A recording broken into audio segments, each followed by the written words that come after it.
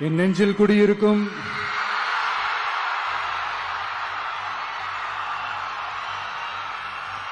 கரூர் சொந்தங்கள், உங்கள் அனைவருக்கும் என்னுடைய வணக்கம்.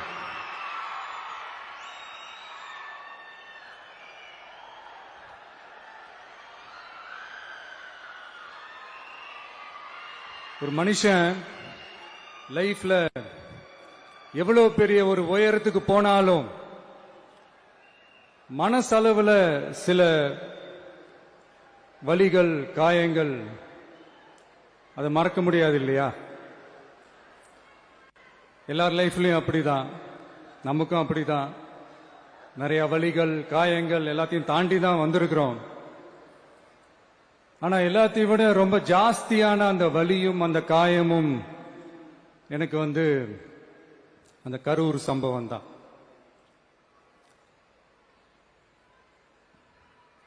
மக்களை சந்திக்கிறதுக்காக மக்களை சந்திக்கணும், மக்கள் பிரச்சனைகளை எடுத்து பேசணும். அதுக்காக தான் அந்த மக்கள் சந்திப்பு பயணத்தை தொடங்கி திருச்சி, அரியலூர், நாகப்பட்டினம், திருவாரூர், நாமக்கல், கரூர் அப்படின்னு சொல்லிட்டு போயிட்டு இருந்தோம். அரியலூர்ல அந்த மீட்டிங் முடிச்சுட்டு பெரம்பலூர் போறதுக்கு முன்னாடி அந்த பெரம்பலூர் போலீஸ் எங்களை அலர்ட் பண்ணாங்க. சரிங்க, கூட்டம் கொஞ்சம் ஜாஸ்தியா இருக்கு, லேட் ஆயிடுச்சு, வராதீங்க அப்படின்ட்டு. So we had no choice. Police சொன்னா நம்ம அதை ஒபே பண்ணி தானே ஆகணும். அதே நேரத்தில் பெரம்பலூர் மக்களோட அந்த சேஃப்டியும் மைண்ட்ல எடுத்துக்கிட்டு ஒரு மன வலியோடவே திரும்ப போயிட்டோம். அதுக்கப்புறம் பெரம்பலூர் தொகுதி மக்களுக்கு மன்னிப்பும் கேட்டோம். அதே மாதிரி நாமக்கல் அந்த மீட்டிங் முடிச்சுட்டு கரூர் வரும்போது அந்த கரூர் போலீஸ் எங்களை அலர்ட் பண்ணிருக்கலாம்ல.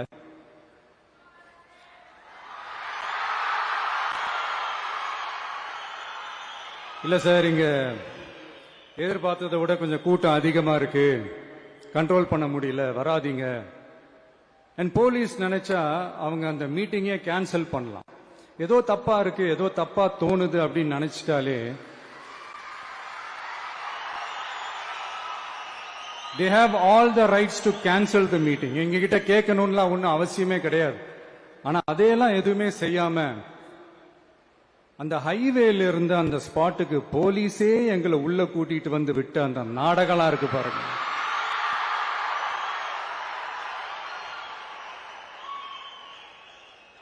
நம்பிட்டேங்க, முழுசா நம்பிட்டேன். அன்னைக்கு இருந்த அந்த கரூர் போலீஸ் பேசும்போது தேங்க்ஸ்லாம் சொன்னேன் அவங்களுக்கு. எனக்கு தெரியாது இப்படி ஒரு நாடகம் நடக்கும். இதுக்கெல்லாம் யார் காரணம்? இதெல்லாம் யார் சொல்லி செஞ்சது?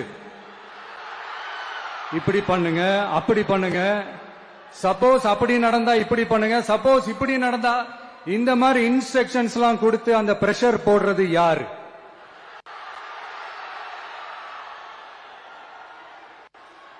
அந்த சம்பவத்துல நம்ம யாரெல்லாம் இழந்திருக்கோம் தெரியுமா? ஒரு டிவியில என் படமோ பாட்டோ வந்துச்சுன்னா, அம்மா விஜய் மாமா, அம்மா விஜய் மாமா அப்படின்னு சொல்லி அவங்க அம்மா கிட்ட சிரிச்சுக்கிட்டு அந்த டிவி ஸ்கிரீனை போய் தொட்டு முத்தம் கொடுத்துக்கிட்டு என் அக்கா தங்கச்சிங்களோட தங்க பிள்ளைகளை இழந்திருக்கோம்யா. மழலை கூட சரியா வராதப்போ ஒரு பேப்பர் மேகசின்ல என் போட்டோவை பார்த்தா அது சிரிச்சுக்கிட்டு அந்த கள்ளங்கபடம் இல்லாத அந்த சிரிப்பு, அந்த கடவுள் மாதிரி இருக்கிற அந்த பச்சை பிள்ளைங்களை இழந்திருக்கோம்யா. என் அக்கா, தங்கச்சி, அண்ணன், தம்பி, குடும்ப உறவுகளை இழந்து அந்த வலியோட இருக்கிற என்ன நீங்க ஏளனமா பேசுறீங்களா? என் மேல பழிய தூக்கி போடுறீங்களா? இப்படி ஒரு சம்பவம் நடந்துருச்சு. இது ஏன், எதனால, அதுக்கான பின்னணி என்னன்ட்டு அந்த வலியோட வீட்டுல உட்கார்ந்துட்டு இருக்கிற ஓடி ஒளிஞ்சிட்டான் வர சொல்றீங்களா? வாயின்னு முன்ன இருந்தா என்ன வேணாலும் பேசுறீங்களா?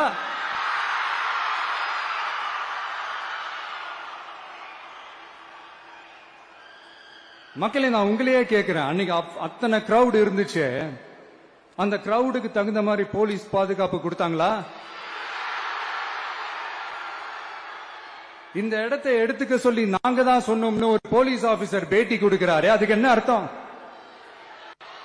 இவ்வளவு வலி, இவ்வளவு காயங்கள் கொடுத்துட்டு பழிய தூக்கி நம்ம மேல போட்டுட்டு அதுல ஒரு அரசியல் ஆதாயம் தேடுறீங்களேயா?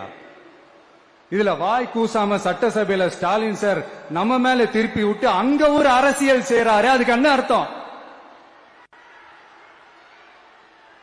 நமக்காக வந்திருக்கிற மக்களை காக்க வைக்கிறதுக்கு நான் ஒன்னும் ஆதாயம் தேடுற அரசியல்வாதி எல்லாம் கிடையாது. மக்களுக்காக அரசியலுக்கு வந்தவன் இந்த விஜய். எனக்காக எல்லாமும் கொடுத்த என் மக்களுக்காக எல்லாத்தையும் விட்டுட்டு மக்களுக்காக மட்டுமே அரசியலுக்கு வந்தவன் இந்த விஜய். அவங்களுக்காக நன்றி கடன் செலுத்துறதுக்காக மட்டுமே அரசியலுக்கு வந்தவன் இந்த விஜய். உங்களுக்கு தான் இந்த விஜய் பத்தி நல்லா தெரியுமே. ஆனா நம்ம எல்லாருக்குமே இத்தனை வலிகள் காயங்கள் கொடுத்தவங்களுக்கு இந்த 2026 தேர்தலில் தக்க பதிலடி கொடுத்துட்டீங்க. ஆனா அது மட்டுமே பத்தாது மக்களே, அது மட்டுமே பத்தாது. காலகாலத்துக்கும் எழுந்திருக்கவே முடியாத அளவுக்கு நிரந்தரமான ஒரு பதிலடியை நீங்க கொடுத்துக்கிட்டே இருக்கணும்.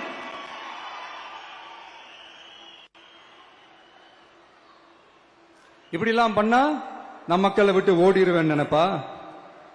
யாரு என்ன ஓடினாலும் நான் மக்களை விட்டு எல்லாம் ஓட மாட்டேன். அன்னைக்கும் சொன்னேன், இன்னைக்கும் சொல்றேன், நாளைக்கும் சொல்றேன், தில்லா சொல்லுவேன், கெத்தா சொல்லுவேன். பணமா ஜனமா அப்படின்னு கேட்டா என் ஜனம் தான் எனக்கு முக்கியம்.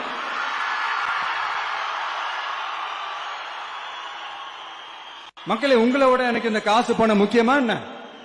இவ்வளவு குறைகள் நம்ம மேல சொல்றாங்களே, இப்ப நான் சொன்ன மாதிரி அவங்களால ஓபனா சொல்ல முடியுமா? அந்த தில்லு இருக்கா, திராணி இருக்கா? ஒரு கிடையாது. ஆனா நம்ம மக்கள் அமைச்சு கொடுத்த நம்ம அரச குறைகள் மட்டும் டிசைனா மாடல் மாடலா குறைகள் மட்டும் சொல்லுவாங்க. ஒவ்வொரு டிபார்ட்மெண்ட்லயும் அந்த பார்ட்டி ஃபண்ட்,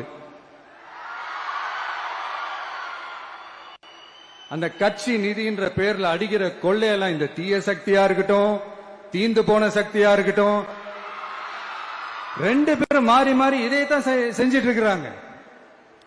இதுல ஒரு ஹைலைட் காமெடி என்னன்னா, சட்டசபையில பேசும்போது பார்ட்டி ஃபண்டுன்னு தான் சொன்னேன். அது எந்த பார்ட்டி, என்ன ஃபண்டு, யாரு, என்ன பேரு எதுவுமே சொல்ல. பார்ட்டி ஃபண்டுன்னு சொன்னவனை எடுத்தாங்க பாருங்க ஒரு ஓட்டம். எனக்கே ஃபர்ஸ்ட் புரியல, ஏன்பா ஓடுறாங்க? அப்படி என்ன நம்ம சொல்லிவிட்டோம்?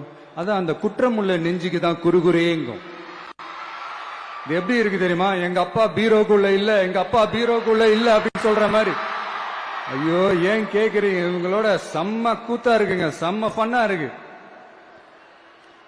சென்னையில ஒரு பாலம் கட்டுறதுக்காக நார்மலா ஆகிற செலவை விட அதிக செலவுல, கிட்டத்தட்ட டபுள் மடங்கு செலவுல ஒரு டெண்டர் ஒன்னு விட்டுருக்கிறாங்க.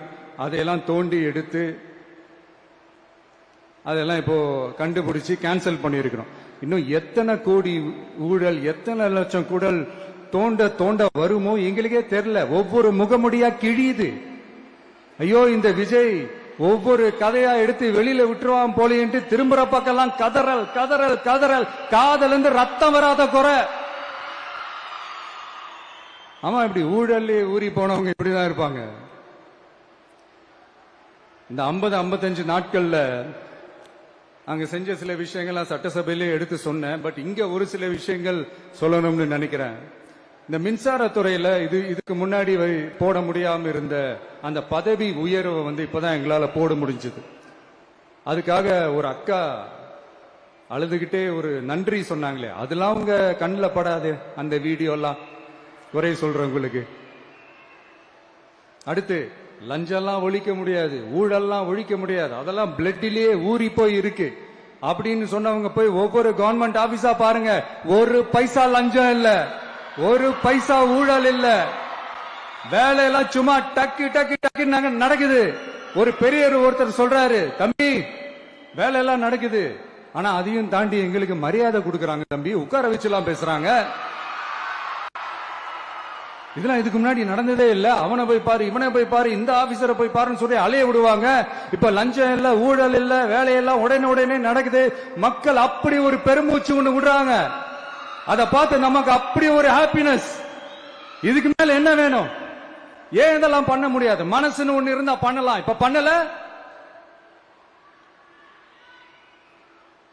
அதே மாதிரி இந்த எல்என்டி நிறுவனத்தோட 18,600 crore-க்கு 3 திட்டங்கள் அந்த ஒப்பந்தம் அந்த கையெழுத்து போட்டிருக்கிறோம்.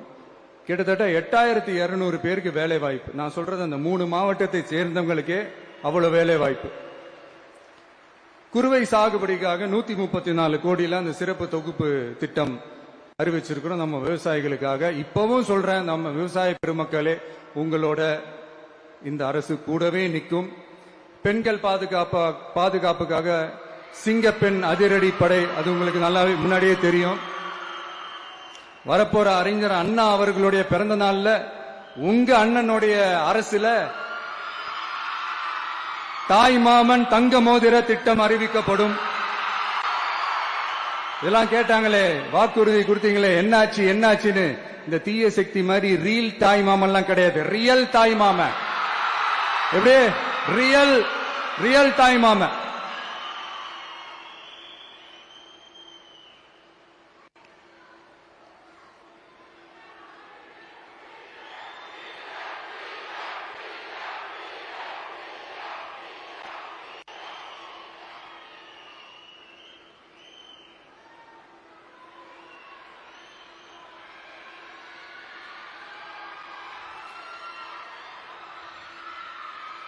இந்த தீய சக்தியை பத்தி, அவங்க நிர்வாகத்தை பத்தி ஒரு வெள்ளை அறிக்கை ஒன்று வெளியிட்டோம்ல, அது ஷார்ட் அண்ட் ஸ்வீட்டா சொல்லணும்னா, ஒரு ஓட்ட பாத்திரத்துக்குள்ள தண்ணி ஊத்திக்கிட்டே இருந்திருக்கிறாங்க.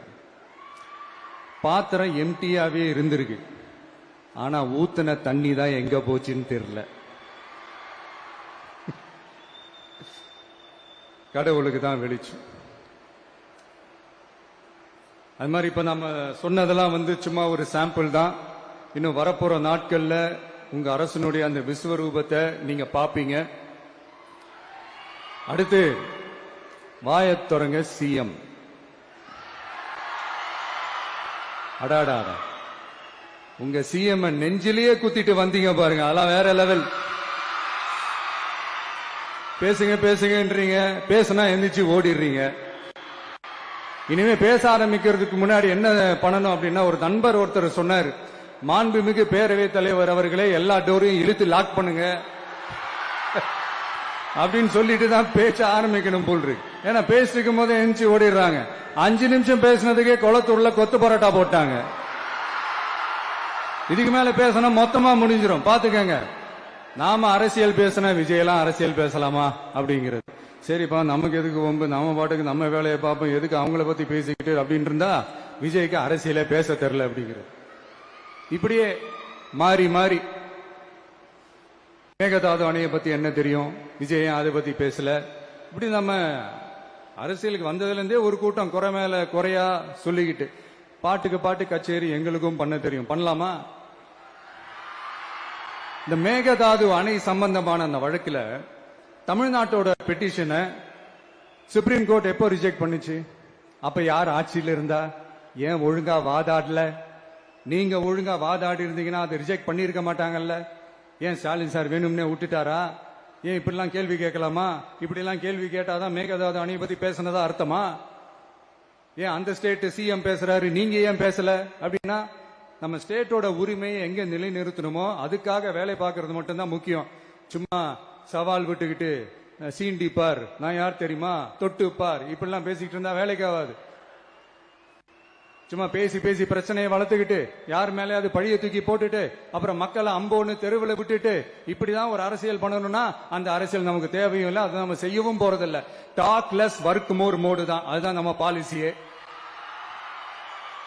அதனாலதான் சட்டசபையில அந்த அரசினர் தீர்மானம்னு சொல்லி ஒன்று கொண்டு வந்தோம். அது எப்படி டு டேக் இட் ஃபார்வர்ட், எப்படி கொண்டு போகணுமோ அதை சரியா செய்வோம். சென்ட்ரல் கவர்மெண்ட்ல இருந்து அந்த டீலிமிட்டேஷனை திரும்ப கொண்டு வர போறதா ஒரு பேச்சு ஒன்று அடிபடுது.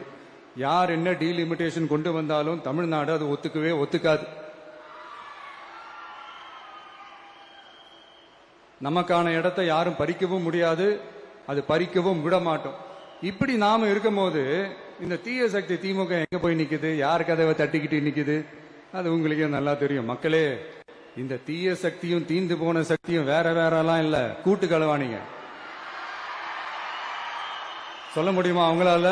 எங்களுக்குள்ள ஒட்டும் இல்ல, உறவும் இல்ல, அறிவிக்க முடியுமா? நிரூபிக்க முடியுமா? இந்த வரப்போற இடைத்தேர்தல் அதை நிரூபிச்சு காட்டுங்க, அப்புறமா பேசுங்க. மக்களை, என் மனசை விட்டு கரூர் எப்பவும் நீங்கவே நீங்காது. நமக்கு ஏற்பட்ட வேதனையான சம்பவத்தை, நமக்கு எதிராக நடந்த சதிய சூழ்ச்சிய இனி வர்ற ஜெனரேஷனும் அவங்களுக்கு தெரியப்படுத்தணும்ல. அதுக்காகவே இனி ஒரு அரசியல் சதிய, அரசியல் சூழ்ச்சிய யாரும் யோசிக்கவே கூடாதுன்றதுக்காகவே கரூர்ல ஒரு நினைவு சின்னத்தை நம்ம டிவிகே சார்பா அமைக்கப்படும் அப்படின்றத அறிவிக்கிறோம். அப்புறம் கரூர்ல இருந்து ஒட்டுமொத்த தமிழ்நாட்டு மக்களுக்கும் சொல்றேன், உங்க டிவிகே அரசு உங்களுக்காகத்தான் உழைக்கும். அடிப்படை வசதிகளை முதல்ல நிறைவேற்றணும். ஒரு பக்கம் நிதி நிலைமையை சரி செஞ்சுக்கிட்டே, இன்னொரு பக்கம் அப்படியே நாம சொன்னதுல பிரையாரிட்டி பார்த்து ஒவ்வொன்னா படிப்படியா நிறைவேற்ற ட்ரை பண்ணுவோம். இது எப்பவும் உங்களுக்கான அரசா தான் இருக்கும். இந்த விஜய் உங்க விஜயா தான் இருப்பான். நீங்க உரிமையோட உங்க கவர்மெண்ட்டை நீங்க அணுகலாம். இந்த தீய சக்தி ஆட்சி முடிஞ்சு பொட்டிக்குள்ள போனதுல இருந்து என்னென்னமோ பண்றாங்க, ஏதோ பேசுறாங்க. சோஃபாங்கிறாங்க, வாஷிங் மெஷினுங்கிறாங்க.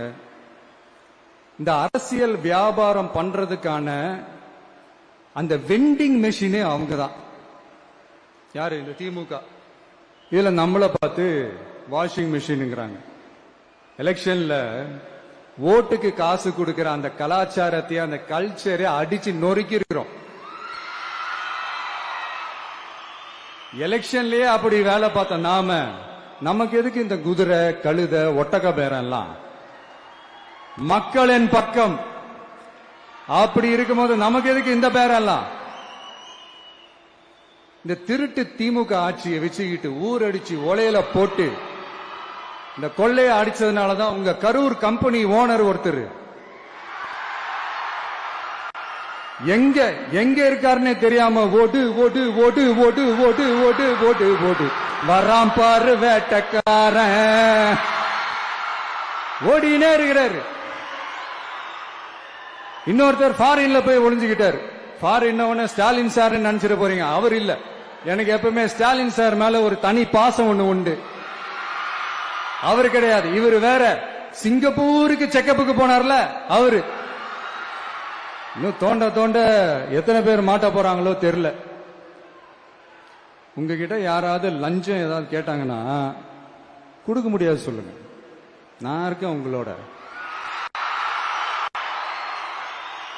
அப்படியே யாராவது போர்ஸ் பண்ணாங்கன்னா, இது எங்க மகன், எங்க புள்ள, எங்க அண்ணன், எங்க தம்பி, எங்க விஜய், எங்க விஜயோட ஆட்சின்னு ஸ்ட்ராங்கா சொல்லுங்க.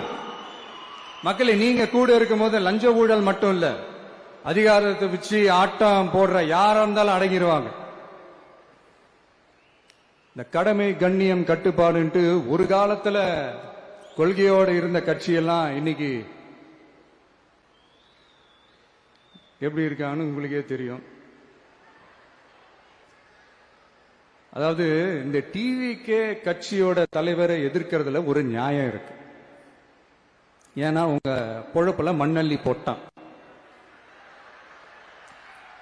என்ன, இந்த ஊழல் லஞ்சம்லாம் பண்ண மாட்டேன்னு சொல்லி உங்க அரசியலையே ஒரு தெருமுனைக்கு கொண்டாந்து விட்டான். மக்கள் வேற அவனை தான் நம்புறாங்க. சோ இந்த விஜயை எதிர்க்கிறதுல ஒரு அரசியல் நியாயம் இருக்குது, அது புரிஞ்சுக்கலாம். ஆனா இன்னைக்கு இந்த விஜய மக்கள் ஓட்டு போட்டு ஜெயிக்க வச்சு ஒரு தீர்ப்பை கொடுத்து மக்களுக்காக வேலை செய்யறதுக்காக முதலமைச்சரா உட்கார வச்சிருக்கிறாங்க. என்னமோ இன்னமும் நீங்க தான் ஆட்சியில் இருக்கிற மாதிரி. விஜய் கரூருக்கெல்லாம் போக கூடாது, விஜய் இங்க போக கூடாது, அது செய்யக்கூடாது, இது செய்யக்கூடாதுன்னு எனக்கு புரியலையே. ஆட்சியில இருக்கும் போது தான் இவ்வளவு கட்டுப்பாடெல்லாம் போட்டீங்க, எஸ்ஓபிஸ் எல்லாம் போட்டீங்க, ஸ்டாலின் சார் ஆபரேட்டிங் ப்ரொசீஜர் எல்லாம் போட்டீங்க. இப்பவும் அதே பண்ணிட்டு இருந்தீங்கன்னா என்ன சார் நியாயம்? இல்ல, நான் தெரியாம தான் கேட்கிறேன். இன்னும் கனவுலயே இருக்கிறீங்களா? முதல்ல முழிச்சு வாங்க, ரியாலிட்டிக்கு வாங்க. உங்க ஆட்சி எல்லாம் வீட்டுக்கு போய் டிவிக்கேன்னு ஒரு ஆட்சி வந்து ரொம்ப நாள் ஆச்சு. ஒழுங்கா படி, ஒழுங்கா படி என்று சுப்ரீம் கோர்ட் ஓங்கி மண்டேலியே நறுக்கு நறுக்கு நறுக்கு என்று செம்மட்டியாலே அடிச்சும் இந்த திமுக முழிச்சுக்கல அப்படின்னா அப்ப கொஞ்சம் கஷ்டம்தான். வெற்றி தோல்வி எல்லாம் அரசியல் சகஜம் சார். அதுக்காகலாம் வெறி பிடிச்சி பதவி வெறி பிடிச்செல்லாம் அலைய தேவையில்லை. நல்ல விதமாவே சொல்றேன், நியாயமான அரசியல் பண்ணுங்க. ஓ, அதுதான் உங்களுக்கு தெரியாதுல்ல. இந்த தீய சக்தி திருத்தவும் முடியாது, அவங்களா திருந்துவாங்கன்னு பார்த்தா அதுவும் நடக்க போறதில்ல.